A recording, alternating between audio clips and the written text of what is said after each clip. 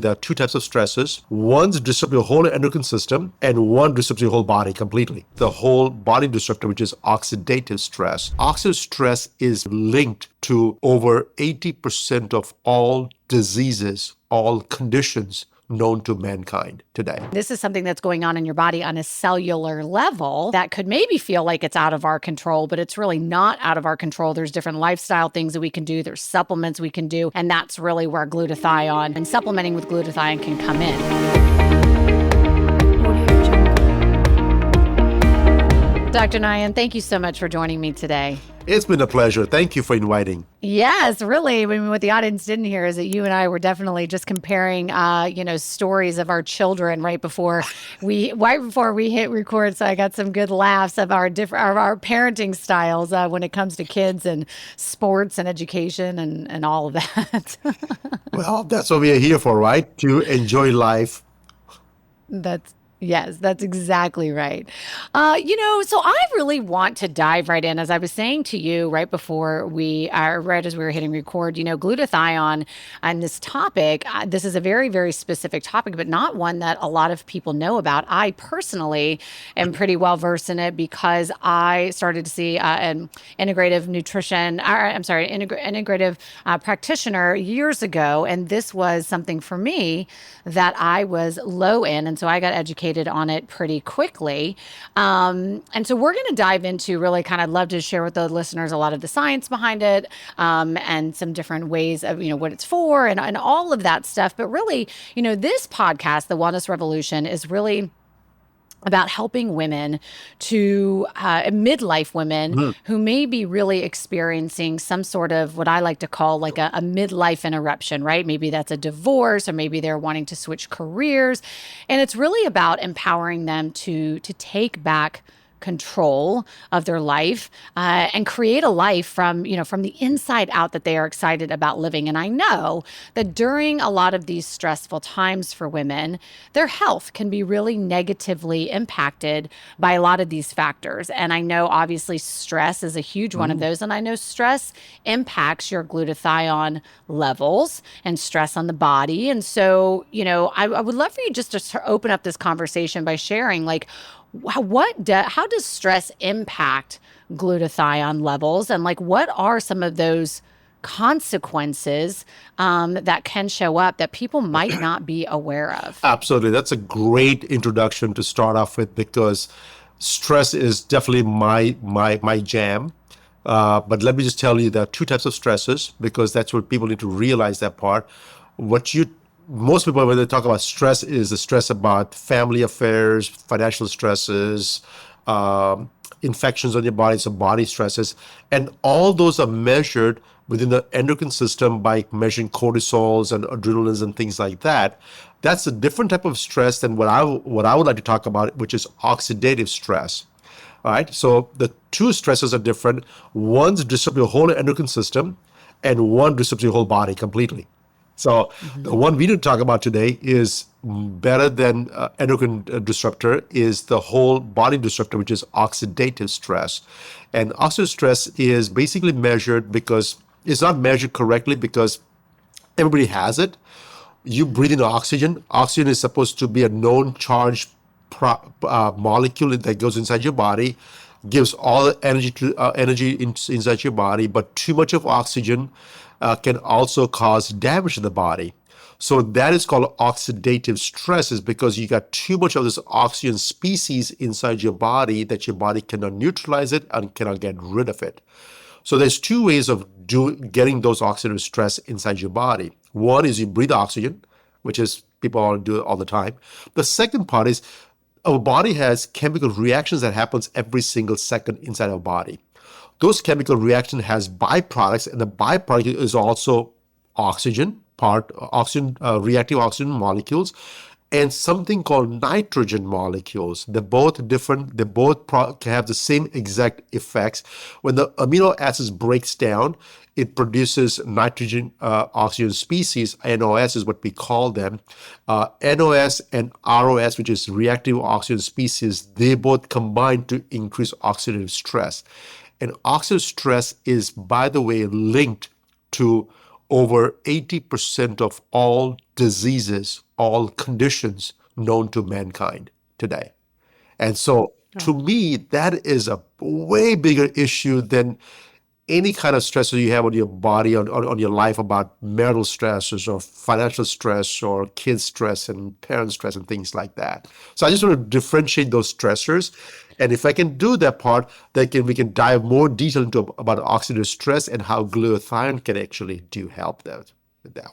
Yeah, because it sounds like, if somebody is, the oxidative stress, and I'm glad that we are diving into that. Yeah, I mean, they're definitely, that is not, like you said, controlled by, doing deeper breathing or the yoga or the meditation or all these other modalities that we do to heal stress. I mean, this is something that's going on in your body on a cellular level, that could maybe feel like it's out of our control, but it's really not out of our control. There's different lifestyle things that we can do. There's supplements we can do. And that's really where glutathione, and supplementing with glutathione can come in. So yes, I would love to dive a little bit deeper into that.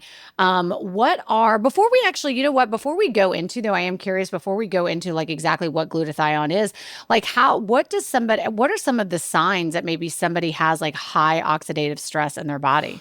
Oof. And the thing is, that is very hard to pinpoint down because, as I said earlier, 80% of all diseases are linked to oxidative stress. So let's see if you got cancer. And cancer came in like at least 20 years after the first cancer cell was produced in the body. And there's a 20-year journey before somebody picks up in the radar or some scan that, oh my God, you have cancer, let's do biopsy and things like that. So oxidative stress symptoms are actually seen much after the damage has been done, and that's the bad part, right? So for people, like for example, for women, it's easier because the highest amount of oxidative stress the women get is, guess what? The minute they become pregnant. So pregnancy, the first 3 months are horrendous for during pregnancy because the body now has a second body growing inside the body and consuming all the energy sources, right? The baby has to survive. So all the glutathione reserves, everything is going to the baby. What about the mom? Mom has nothing, nausea, vomiting, all kinds of symptoms that came to this mom. And so the body takes a while before it recovers. So maybe about a month, 2 months, up to 3 months. And when the body recovers, the next 6 months are fun, right? Being pregnant is fun. But the first, Is it? I mean, I'm gonna like let's I hope it's fun. let's My wife said it was fun. We had 3 kids, so is it? I Let's don't be know. real. Uh, I had to call you on that because I know there's some women listening to this being like, okay, Dr. Nayan, like you're a man. Let's be I careful with know. the fun talk here. No, I'm But teasing. Okay, but yes, continue on. so the thing is, if I can replace glutathione in the first trimester as soon as get pregnant, guess what? We have known about this thing that all women that are pregnant have low glutathione level, but nobody ever replaces those things correctly. So that's one thing. Second thing is that starting by the age of 30 is what we found out that the levels of glutathione drops a little bit for the very first time. And what kicks in is the creepy forgetfulness, right? A little bit. I said, I can remember everything. I'm not as sharp as I used to be a year ago. And so it's just a slow thing. And the reason I talk about mind is because mind, though, your brain is only 2% of your total body weight is your brain. But yet the brain consumes 20% of all the oxygen you breathe in. So the highest amount of oxidative stress is in your brain. And again, if you get Alzheimer's or Parkinson's or ALS, any of those diseases at the very late in your life, you cannot treat with any medication because the start of it was when you're 30. And now you're at 70 and you have Alzheimer's or Parkinson's, that's 40 years of damage that's been done to your brain over time. You can't reverse that with any medication. Third thing is, I always get this thing is, I'm just not have the energy to do anything. And we want to blame, I got too many things on my plate, I can't handle stress, and there's way too many things I have to do on a single day basis. I have to worry about my kids, I have to worry about my parents, I have to worry about my husband, worry about myself. And myself, I was always last, like my wife says all the time. I'm always last on the totem pole until everybody goes to sleep. Then I can get my iPad to myself, right? And so things like that. And so that energy reducing energy levels is because glutathione takes two molecules of ATP to produce glutathione, and not just glutathione, but any peptides in your body requires a lot of energy to produce. And so if all the energies have been used to produce for the building blocks, there's nothing left for the body to kind of have a spare.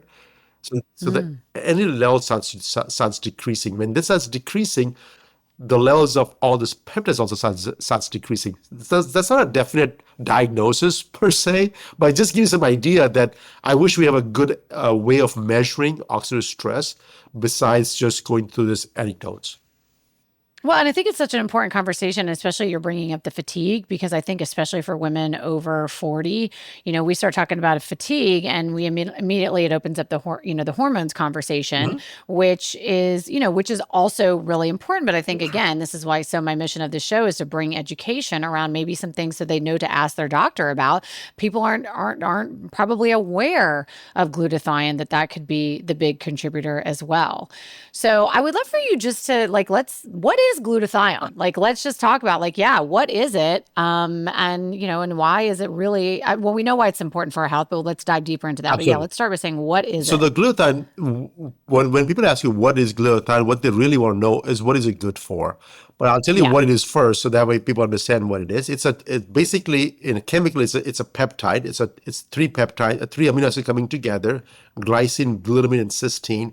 They're coming together and making the very simplest form of a peptide. It's a chain of three amino acids. It's not a protein. We don't consider it a protein. We just consider it as a peptide. But that's what it is. But that's not what is important. What is important is what can it do for us. And being glutathione, the number one molecule produced in the human body is glutathione. After water, the highest amount of molecule we have in our body is glutathione, right?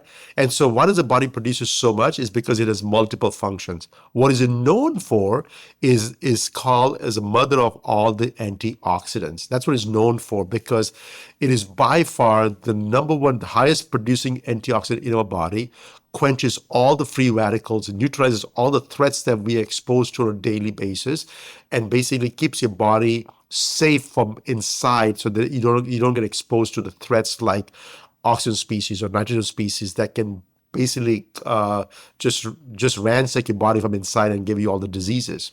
So that's what it's known for.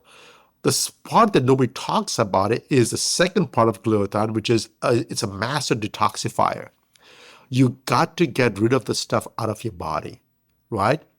And I can talk about detoxification for hours, but I'll give you in simple terms what detoxification is, because people think that, hey, if I clean my colon every single day, I'm clean. I said, no, that is just one plumbing system you have, right? But Right. you have too many of those.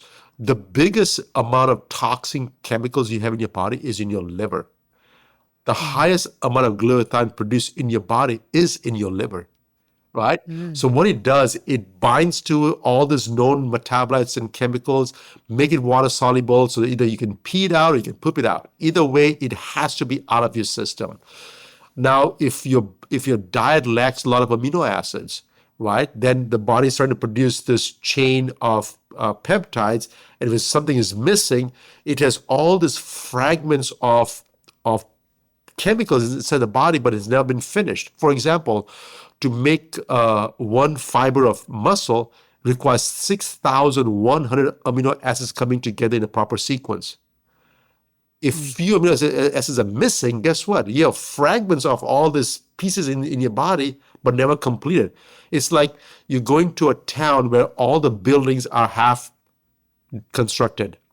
Nobody's Mm. living there. You Hmm. can't. So you're going to Yeah. demolish the whole thing and start from again, right? And so this is the issue. The body has to clean up all this junk, proteins, peptides, chemicals that your body produces and are exposed to it. That's what glutathione does. It conjugates and eliminates all these known toxins out of the body. Two things. People should know that. So you mentioned if somebody has a diet that's low in amino acids, what does somebody have in their diet or doesn't have in their diet that would be low in amino acids if that contributes to the lessening of glutathione in the body? So amino acids, proteins, basically, that's why we always talk about proteins. Proteins are what? Just a bunch of amino acids coming together. So eating proteins is the most important thing. Is basically they are the building blocks, right? If you were to take a supplement, I would probably recommend to take amino acids by itself. And there are eight Mm. essential amino acids that everybody needs. So you can just take those eight essential amino acids. That's by far the bare minimum. But having a good, healthy protein diet that your body can actually digest properly and use it up is critical. But the thing is, I can go to the protein. That's another tangent I can go on it, right? Because to digest the protein, guess what you need? Your stomach acid. Your stomach pH needs to be between 1 and 2. How many people are taking antacids? A Yeah, in ton, this day a and age, a ton of. lot. I'm a Yeah. pharmacist. I know. I sell drugs. I'm a compounding pharmacist. I make hormones. I make antacids. I make all kinds of drugs. And I'm telling you, people are taking way more antacids than they needs to take it. If there's no acid in the stomach, the body cannot uh, uh, take the protein and make it into a straight line so the enzymes can chop it up. If you cannot do that part, guess what? You're lacking in amino acids in your diet. So having an amino Mm. acid rich foods or having taken amino acid supplementations may be beneficial. But the one that I'm talking about for glutathione is cysteine. Cysteine is one of those amino acids that we need in our diet to produce glutathione. And by the way, cysteine is not one of the 8 essential amino acids. Okay, so just to let you know, cysteine is not one of the 8 essentials. So cysteine is something different, but it's great to produce glutathione. Cysteine-rich foods. I mean, everybody has access to internet now. Put in a favorite search engine, cysteine-rich foods. If you're vegan, vegetarians, carnivore, herbivore, doesn't matter what diet plan you follow. There is foods you can eat in every single sections that has cysteine in there, where you can get enough cysteine to produce your body own glutathione. And I recommend that for anybody under the age of 30, or actually for anybody for that matter, but especially for under the age of 30, because your body has everything to produce enough glutathione, enzymes, energy, ATP, whatever. If you are not having a healthy diet, basically you're depriving the body of having enough glutathione on its own. Do you recommend that? Because I know for me, when my glutathione has always been low, always, and my doctor had me on NAC, which Oh, is, is that what you're referring to? Is NAC is the same as cysteine? Is that the same well, or slightly it's different? cysteine, but NAC is N-acetylcysteine. You have to put an acetyl group next to cysteine so the body can digest it. That was the only reason, but it's the same thing. Yeah. Okay, so the supplement that you like, if someone were to supplement, because I know that NAC is the precursor to glutathione, and sometimes like having a diet, like you said, and I agree, like always trying to get like what we need from our food first. So that's why I love that you're recommending like actually look up foods that are high in in cysteine, which is great. But if somebody is going to supplement, that is, and we're seeing a lot of this, I think, especially with, and this is why NAC comes up around the anti-aging and longevity conversation, because obviously it's a precursor to glutathione, which is a huge, huge game player in the longevity conversation, It right? is. It is absolutely is. But the thing is, the reason that has never taken the traction, so to speak, or Mm. has never proven beyond reasonable doubt that it's truly an anti-aging medicine is because you still have to take NAC, combine that to glycine and glutamine, take 2 enzymes, take 2 ATP molecules, 1 NAD molecules to produce 1 glutathione. Oh, wow. So it Okay. is not as easy as you think it is. And so the body has to do a lot of work to produce glutathione. And the highest amount of energy expenses that we have in the body to produce something is glutathione, because it's the highest number of molecules that we use to produce. Even though muscle takes 6,100 amino acids, guess what? It is not the most abundantly produced molecule inside the body. Glutathione is. So having a supplementation that can actually improve glutathione levels as is without getting any broken down processes has been $1 million question. Well, maybe $1 trillion question at this point. $1 million Mm. used to be 1990s. Now it's $1 trillion question, right? Trillion. Yeah. Yeah, We're right. aging ourselves. I'm sorry. 100%. Yeah, yeah, yeah. Well, I know as far as like some of the things that can really decrease our glutathione. Obviously, you've already talked about age, right? I think you said that our glutathione levels naturally start decreasing over the age of 30. I know that alcohol is definitely one of them, and that makes sense as because you said that the glutathione is primarily produced in the liver, and if you are over stressing your liver with like alcohol or having to like process Yep. things, then that would take away from that. Is there anything else that you would like to expand on the alcohol conversation or share like any other like things that people should know that are going to take away from your body naturally producing glutathione? Absolutely. So alcohol is one of the bigger one because alcohol is what it's in the chemical world, like in the pharmacy world, it's a solvent. Solvents are Mm, nasty, right? But yet, yeah. if it put some flavor in there, it tastes good, and people make billions Sugar. of Yeah. Mm, sugar in it, right? So alcohol is not the best thing. By the way, I do drink alcohol, so don't think that I don't drink alcohol and I'm against the alcohol industry at all. I do enjoy adult beverage once in a while, but it's once or twice a month, nothing crazy.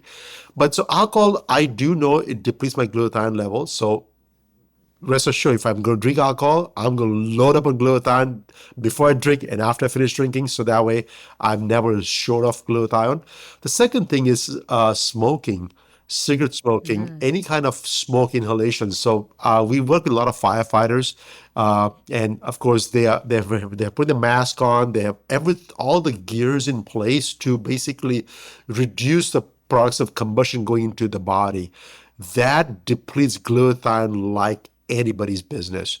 It's by mm, far the most uh, uh, chemical toxic burden increase in our body is fires. And now we knowingly burn candles in the house. We have gas burners in the house.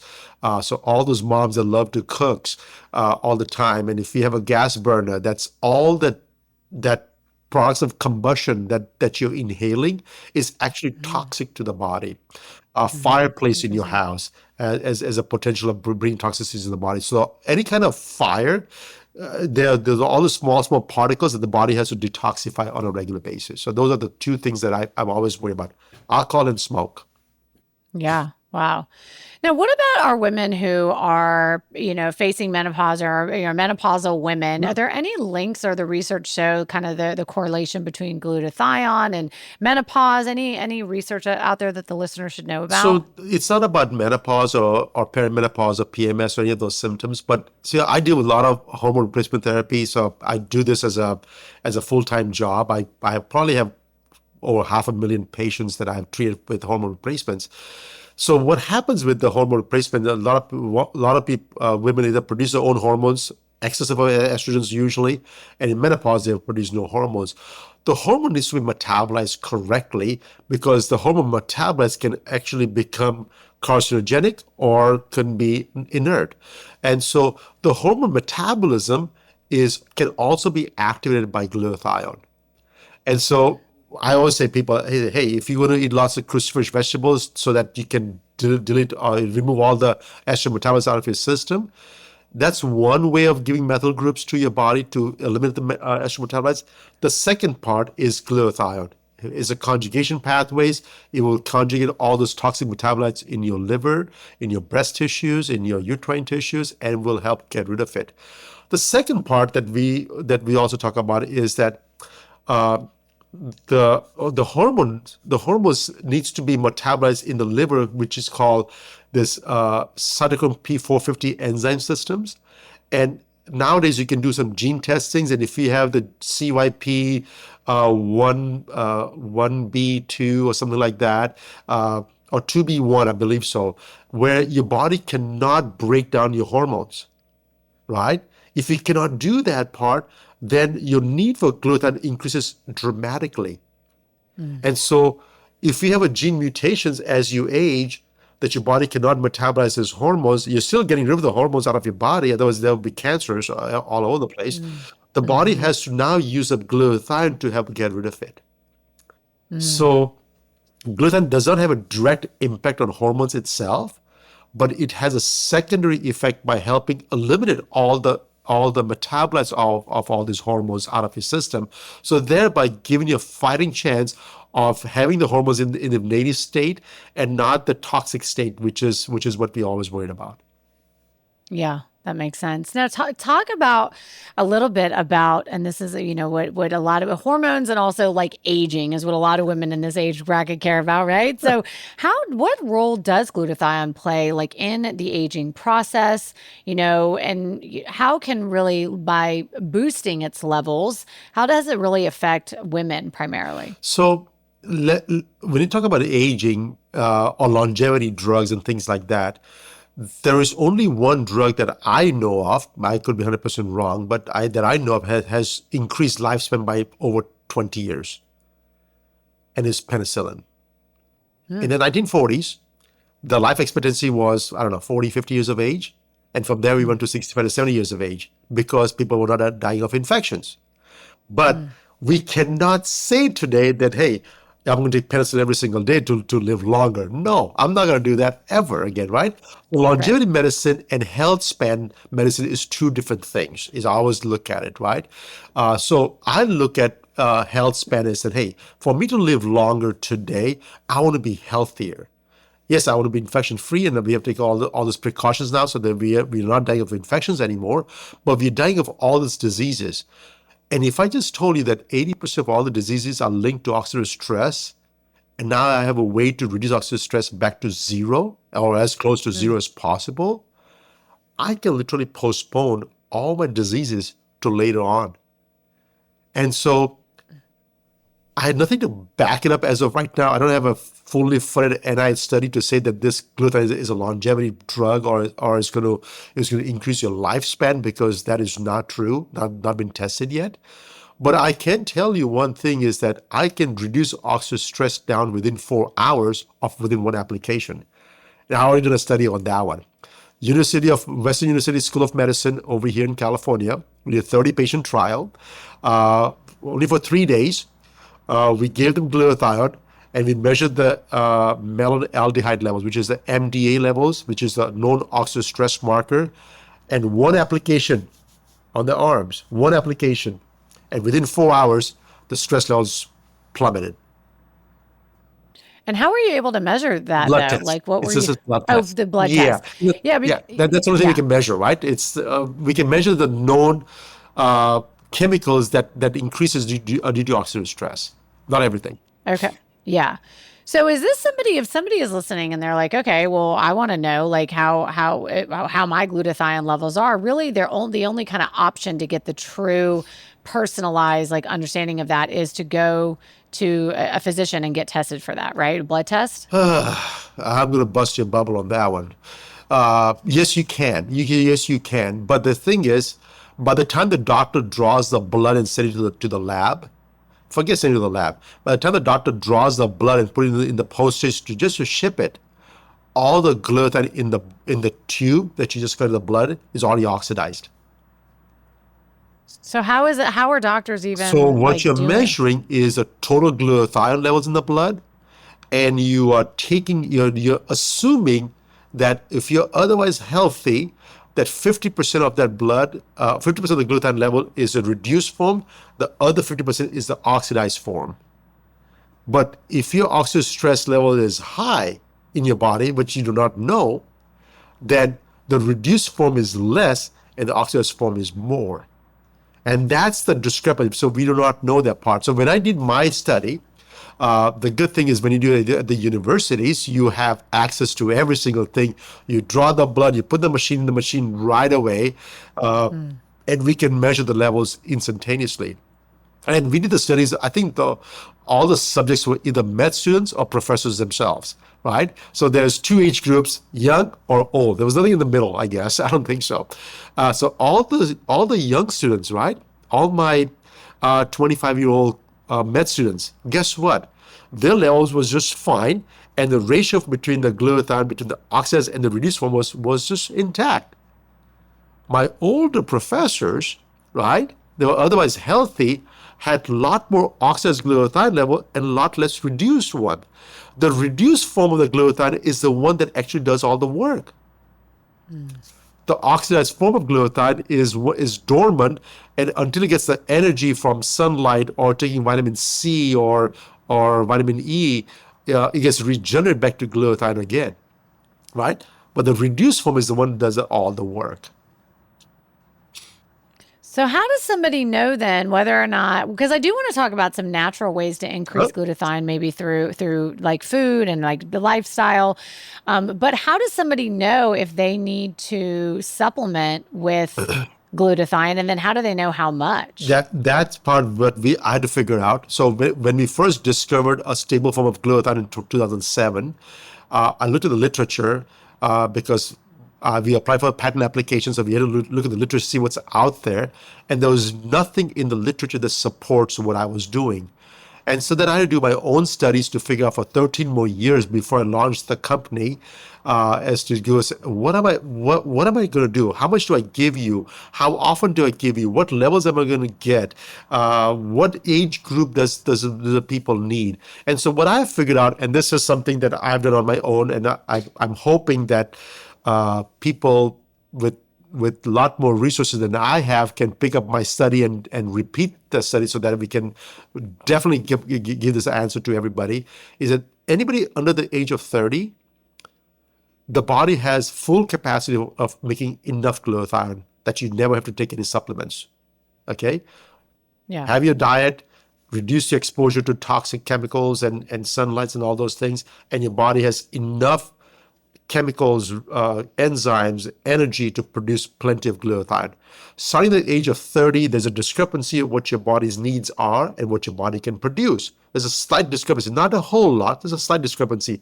This discrepancy starts getting wider and wider and wider. And over the age of 40, I have never come across anybody with a normal to high glutathione levels. And so I know for a fact 40 is the age for sure for everybody that needs glutathione. Between the age of 30 to 40 is the gray area. If you're having a unhealthy lifestyle, now all college kids have unhealthy lifestyles. So let's not talk about the college kids yet. But once you get out of college, if you have an unhealthy lifestyle, then yes, your needs are going to be there starting the age of 30. If you get pregnant, then your needs are going to be there for glutathione, right? Especially if you have more than two kids, if you have two kids or more, your glutathione reserves have been depleted. Your stress level is pretty high. Please supplement them, even if you're age of 30 or 28. Please supplement glutathione to help it out, to give the body the extra boost that it needs. And I like the way you say it. You have to do things naturally first, because when you do things naturally, what you're really doing is you're creating better habits for yourself, and with better habits comes better outcomes. Because if I told you that one molecule is going to save this planet, I'm the biggest liar in this world. There's no one product that can ever solve all the problems we got. There's nothing out there. So please don't think glutathione is going to be that one molecule to do the same thing. So all I tell you, get better habits, listen to Amber, look at what you have to do in terms of diet, exercise, healthy lifestyles, because that's going to carry you towards success more than any one product can do it for you. Yeah, absolutely. I mean, there's a reason why it's called a supplement. It's supposed to supplement the healthy lifestyle that you're already living. So I love that. And so tell me, what are maybe some foods or some different things that people can add into their diet to naturally boost glutathione? And then I want to talk about the supplementation. Okay, so supplements, the diet is the three amino acids, right? Glycine, glutamine, and cysteine. And again, I've been blessed that I've been working with some top researchers in this industry, and what we are finding out on the brain level is that we have way too much glutamine in our body. So I am not a big fan of supplementing glutamine unless you have a known stomach problem, and then you may want to supplement a little bit of glutamine temporarily, but otherwise, our body has enough glutamine. Glycine is very abundant in our diet. I think so. Glycine is not something that I would supplement, but if you have to supplement or eat the foods with cysteine in there. That's the Oh, one yeah, we thing talked. that I would recommend for anybody is that, hey, just put in your favorite search engine, cysteine rich foods, and you'll get a list of foods that you can eat from avocados to asparagus to chicken and turkeys and oysters, and you can just whatever palates you have, you can just enjoy that food. And in my book, I put a 14-day plan to boost your glutathione levels. It's just a marketing plot. Please don't fall for it. What it is really it's my lifelong plan. It is my lifelong plan. That's my diet every single day. But if I tell you, hey, this is my diet every single day, oh my God, it's so boring. So I said, well, how about a 14-day plan to boost your glutathione levels? And the marketing people I goes, I like the love that idea. Let's transparency. do that I instead. love it. Yeah, I love that. What is the name of your book, by the way? If people want to pick that Oh, it's up. called the Glutathione Revolution. Glutathione Revolution. So in that there is definitely, like you said, a 14-day plan. It's really the way you live on the daily. 14-day plan to really boost your glutathione. I know you also, so yeah, you mentioned foods rich in cysteine. You also mentioned high protein foods. Anything else you want to add to that list? The second part is avoid the toxins. I cannot Mm, stress this enough for you guys because the more toxins you avoid, it gives the body the chance to heal faster. And as we get older, the healing process is slower and slower. And so please don't make it any harder than it needs to be. Avoid the toxins, the alcohols, the cigarettes, the smoke, and if even in your house, I mean, the next big movement is how can we get your house clean from inside? How can we get the smoke outside your house? And so that's going to be an interesting topic over the next 5 to 10 years because that's something that I'm looking very closely at this point as well. Avoid those toxins, and hopefully that should give its body the chance to recuperate faster.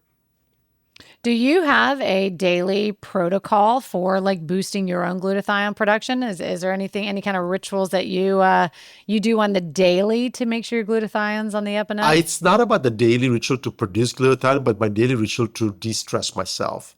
I Mm, always look at that part, and I just told you earlier, there's two types of stressors: the endocrine stressors and the oxidative stressors. For my endocrine stressors, I literally do deep breathing, conscious breathing, because we all breathe, but we don't have no idea how many breaths we took in a day.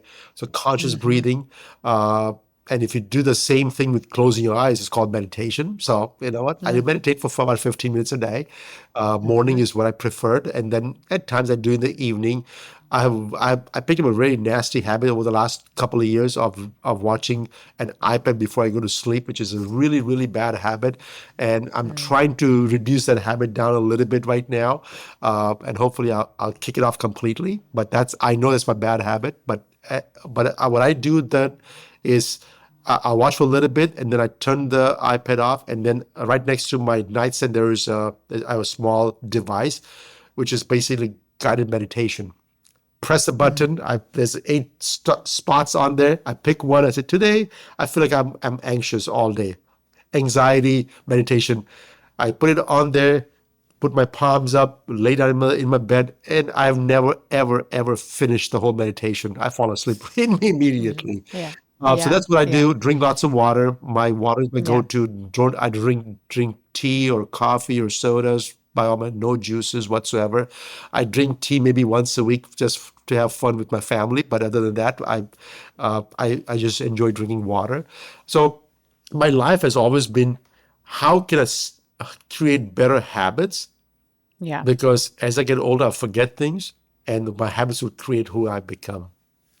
Yeah, I love that. Absolutely. Well, let's talk then about the supplementation because I know and I wasn't even aware that there was an option for topical application of glutathione. I've always consumed glutathione liposomally or like, putting it under my tongue and holding it there for 30 seconds, something like that, or getting an IV. I mean, neither of which are like super enjoyable. So tell me about the topical application of glutathione. Before I go to the top application, I want to talk about the other applications first because I think Yeah, people need to know what they're taking and what they should be taking. So yeah, in the last 140 years, there's only one product has ever been approved by FDA to raise glutathione levels in your body, and that is NAC. NAC was approved back in the 60s. The brand name is called Mucomist. It's even today has been used in the hospitals. If somebody is toxic, comes with Tylenol poisoning or take too much pain pills and they're dying, they'll give Mucomist and boom, they just revise them again. Okay, that's the only drug that's ever been approved by FDA to raise glutathione levels. So back in the 90s, people started injecting glutathione because, hey, let's just start injecting glutathione. And I was guilty. I was one of the company pharmacists making a ton of glutathione injectables for 20 years until my patents came through for the topical versions. So after that, we stopped it. But before that, I could not stop it. So in 1991, the study was done that by giving 2 grams of IV push of glutathione, 0 glutathione was found in the red blood cells. 100% of the glutathione was in the plasma, and the plasma gets filtered by the kidney every 5 to 15 minutes, and you basically pee everything out, right? I'm rolling my eyes because if I told you how much money I spent on getting glutathione IVs over the years, like seriously, I'm like, yeah, Thank you okay, for keep supporting going. my business in the past. Appreciate that. But I knew Ah! that what I couldn't launch the product early enough because I had no studies to what I was doing. I could have done this in 2007 when I first discovered this product, but it took me 13 more years to figure every single thing out. And I'm still doing my studies even today's date. So we haven't figured that portion out 100% yet. So I'm sorry about that, but it is what it is. But if you do it now, then it's up to you now, right? So say that was the Yeah. first part was the IV. 1999 comes around, and I was hired by this researcher who had the patent on liposomal foam technology for the pharmaceuticals. And he asked me to come and say, hey, can you make me some liposome vitamin C and CoQ10?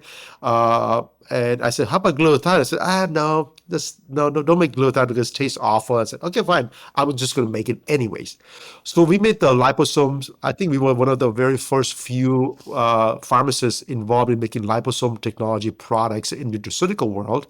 And we made the vitamin C and the CoQ10 and the glutathione. 2 years later, 2001 comes around, glutathione is not working for me.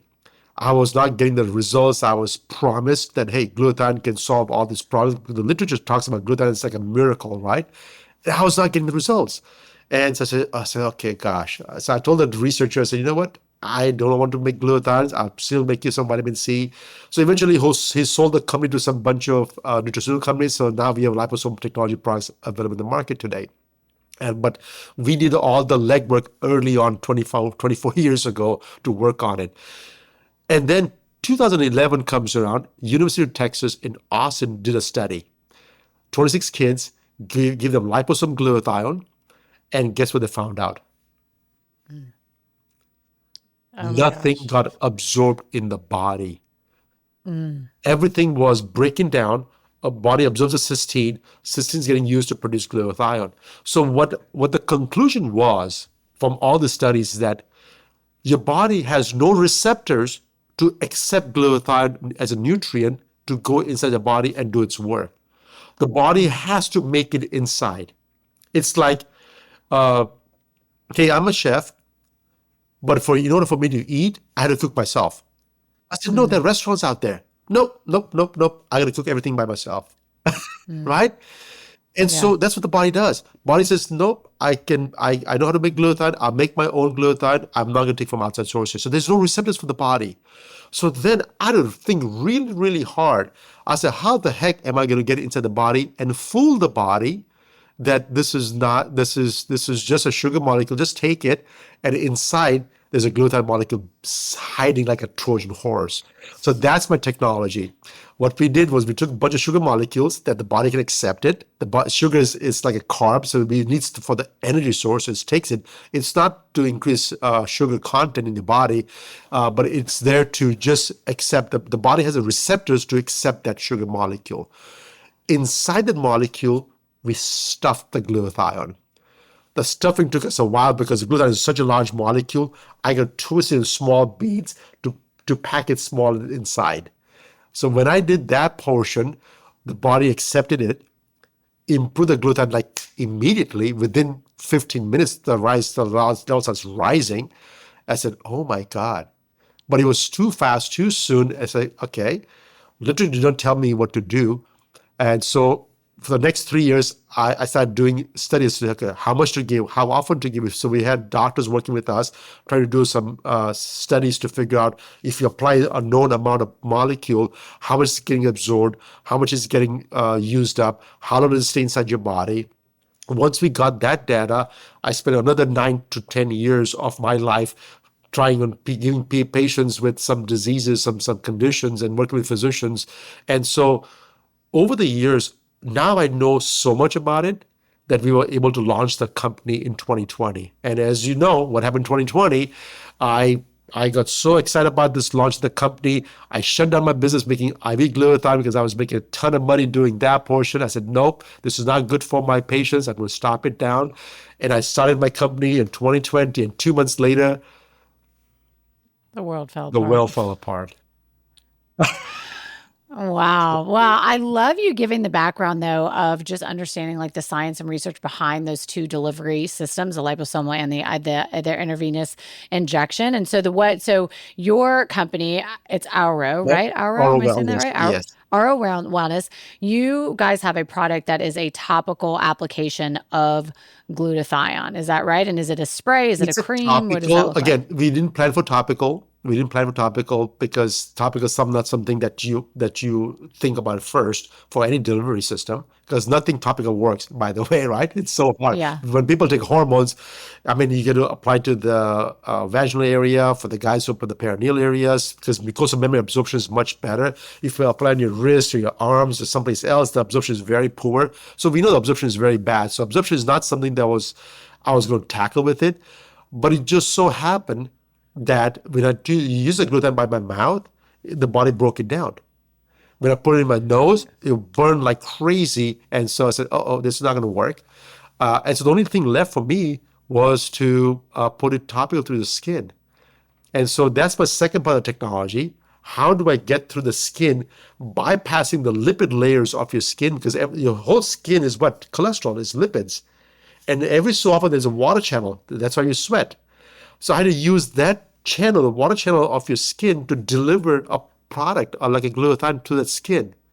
It's impossible. It has never been done before. So that's what we used. So yours is, but so just to clarify, yours is a It is a topical, topical. It is correct? a topical, Okay. yes. Okay. Yeah. And a Perfect. topical can be Okay. applied to any part of the body except for the Okay. palms and the soles of the feet. It can apply your face, your arms, your bellies. It doesn't matter. And is it a daily treatment typically? So, our studies showed that it only stays in the body for 4 to 6 hours. After repeated use, may get to 8 to 10 hours if this is otherwise healthy. So, if you use it twice a day, every day, there's a good chance you get a full 12-hour to 24-hour coverage over time. And then you need that. Now, we are never going to get your oxidative stress level to zero because that is actually not healthy at all. But you're going to Yeah. keep it low enough Okay. so the body can become resilient and fully functions and fully operational. Yeah. I love that. Yeah. I mean, and I love that, this is really, I mean, really what you're talking about, like you said, is that, what the research shows is that 80% of diseases is due to oxidative stress in the body. And what the research shows is that glutathione helps to reduce oxidative stress in the body. And that's the big takeaway. And correct me if I'm wrong, that really I think you want people to really understand that, this is definitely something that is helping for you to live a healthier life when it's coupled with healthy lifestyle and healthy living and all of that. Absolutely. And if you're working with Yeah. the physicians are doing some metabolic markers to check it because they don't trust me, of course. So Sure. they're checking. I said, I'm going to do some testing. So they'll check the oxidized cholesterol, the ApoB levels. They'll measure uh, uh, uh, uh, the insulin load. They'll measure the sugar levels. And what they see is a secondary effect when your oxidative stress level starts dropping, all the markers starts getting better. Right? Yeah. It's not a Yeah. All diabetic the drug. other It's big not a markers. cholesterol drug. It's not any drug. But what it does is that once you improve the oxidative stress markers, your cholesterol gets better. Improve the oxidative stress marker, your diabetes gets better. Improve the oxidative stress Yeah. marker, your autoimmune diseases starts getting better. It's not a drug, but what it does is there's a secondary effect. All you're doing is empowering your body to deal with its own problems. Absolutely. And I think the way people need to think about it is like you said earlier, it is glutathione is your body's biggest detoxifier. When you can clean all the junk up that's going on in your body, you're just going to allow your body to operate at a much higher level. And so, yes, it is going to affect these other levels. So, thank you so much for such an educational episode here. I love nerding out on this. I do have a couple like rapid fire questions for you, Yeah. though, that I would love to ask you as we round out. So, what is the most underrated benefit of glutathione that midlife women need to know about? What's the most underrated benefit that people don't realize? Underrated benefit. Like we know on the big level it's detoxifiers or anything though that is kind of like an underrated level. And if not, that's okay too, but So just curious. one thing that most of my women have experienced that part is the sleep gets better. And sleep is, I mean, I also, again, as I said, I deal with the women's with and the hormones. And in menopause, the number one complaint they have is, I can't sleep. No sleep. Yeah, 1,000%. Yeah.